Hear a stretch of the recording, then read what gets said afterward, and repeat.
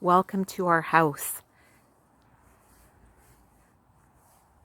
So I went to the park with the girls and we picked up items, well, not items, but greenery to make this gorgeous wreath. I was pretty thrilled about it. I know it's a little off center right now, but yeah, I made it myself out of our hydrangeas, but we picked up some pine cones and some greenery from the park and some holly. You can see little pieces of holly and some other little red berries. So I was pretty happy about it. So come on and come to the park with us and enjoy walking in nature.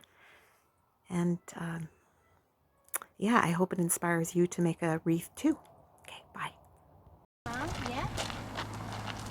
Donkey.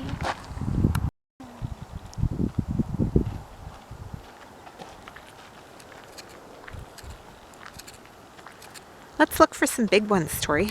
Big? Big. They're going to be under the pine trees up there. Go take a look.